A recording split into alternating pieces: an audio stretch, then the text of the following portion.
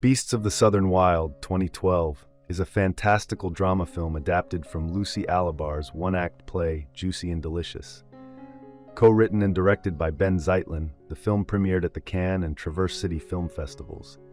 Set in a tight-knit but impoverished community in the Louisiana bayou, the film presents an allegorical tale of climate change in an undefined future, following 6-year-old Hushpuppy as she searches for her parents.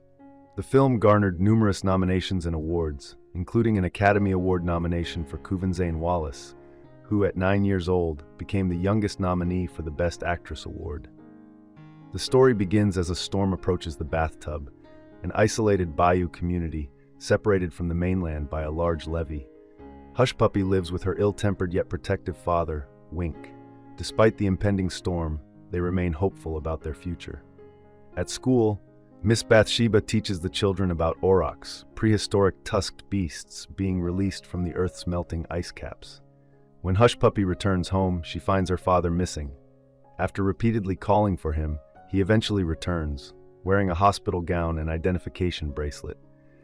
They argue about his disappearance in the bayou, with Hushpuppy unable to comprehend his illness and Wink frustrated by her impulsiveness. Hushpuppy, angry and confused, sets their house on fire and hides in a cardboard box as it burns. She escapes unscathed, but is chased by her father. When he catches her, he slaps her, and she retaliates by hitting him in the chest, wishing for his death. Wink collapses from an unknown medical condition, prompting Hushpuppy to flee. When she returns, he is gone. The film briefly shifts to the Arctic, showing frozen aurochs floating in the ocean after breaking free from ice shelves. As the storm approaches, the bathtub's residents begin to evacuate, and Wink is seen hobbling weakly by the roadside. He finds Hushpuppy and takes her to a house where he plans to barricade them inside to protect against the storm. Sensing her fear and sadness for their home's future, he fires a gun at the sky, as if to fight the storm itself. They survive the night and spend the next morning searching the town for useful debris and survivors. Once the storm fully subsides, the bathtub community celebrates and begins to rebuild.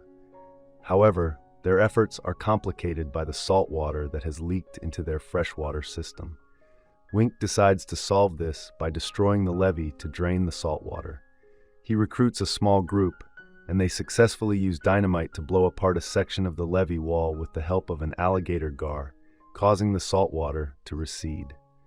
The police arrive and, seeing the state of the community, enforce a mandatory evacuation, relocating residents to an emergency shelter inland on the Louisiana mainland. Wink undergoes surgery for his illness, but it fails, leaving him in worse condition. Most of the evacuated residents escape the shelter and return home. Fearful of losing her father and being left orphaned, Hushpuppy searches for her mother, who disappeared years ago. She swims out to a makeshift boat and sets off with her friends to a floating bar called the Elysian Fields. There, she meets a chef who she believes is her mother. When the woman doesn't recognize her, Hushpuppy insists that she is. The woman offers for Hushpuppy to stay with her, but Hushpuppy declines and returns to her father. On their way back to the bathtub, Hushpuppy and her friends encounter the aurochs.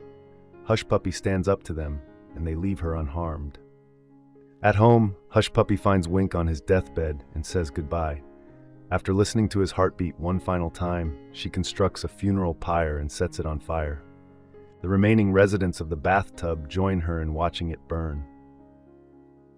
Beasts of the Southern Wild is a film about the struggles of innocence and childhood coping with disaster, and disenfranchised communities making sense of forces and systems beyond their control. It frames its allegory within contemporary discourses on climate change, poverty, and injustice, ultimately extolling the virtues of community building and compassion. I hope you enjoyed this video. Leave a like if you did, and be sure to subscribe. Thank you.